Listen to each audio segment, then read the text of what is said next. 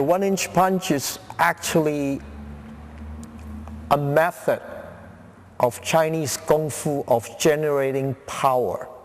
1-inch punch is a catchy term made up by Bruce Lee, which it actually is correct, but really there's all kinds of short power. I mean, you can use a short power palm strike, you can use, a half-inch punch or a 3-inch punch. And some people call them a trick. It could be a trick, it could be a motion, but it does the damage for what it is. It's pretty powerful. With your wrist joint is the best way to start usually, and just flicking it, giving yourself like a flat target, and you use the 3 bottom knuckles here, and you just pop forward. Take your time, no point in rushing it. Make sure that your elbow's in your center, and just slowly over time, just keep working on a soft pad or a pad of beans, and usually having a training partner, someone who holds something for you, is a good judge for how much power you're putting out, and you just keep doing it until you feel like you've got a decent amount of control. There's a certain amount of time that wrist strengthening takes place in your training too. That's a big part of it. Has to do with training the form.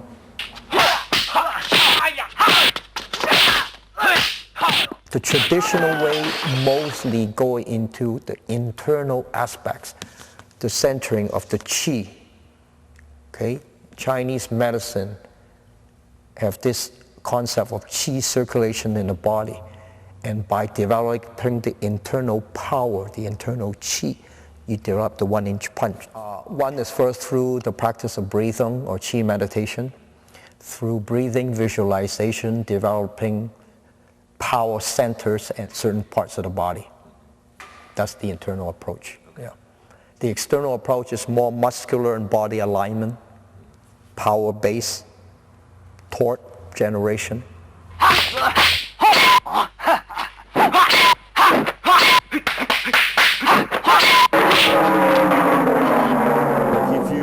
lot of fight starts with finger pointing and a lot of that stuff, and from that finger pointing, which is the closest to someone's solar plex, maybe a face, you can generate that 1-inch punch that will actually be your winning card.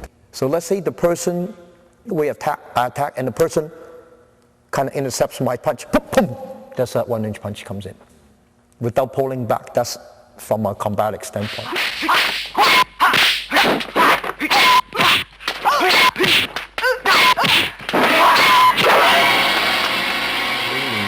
If you hit someone with a 1-inch punch, maybe on the surface you break the ribs.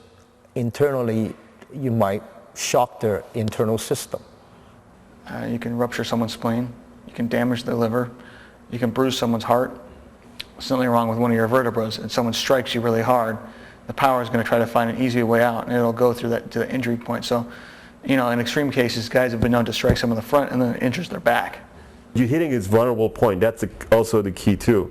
But obviously, if you hit this weakest man at the strongest point, you're not gonna do any damage because he's got muscle protection.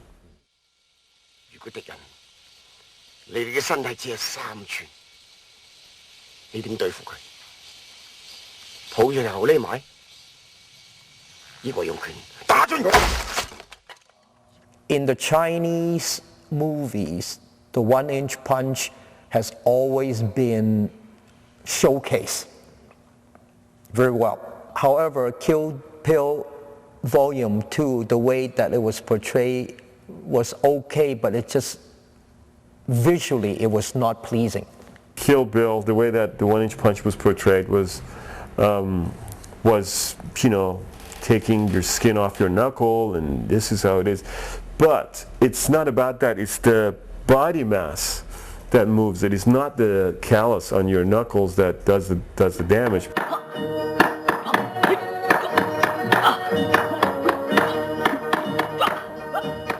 I would continue to teach the 1-inch punch as part of my curriculum, if the student get that far.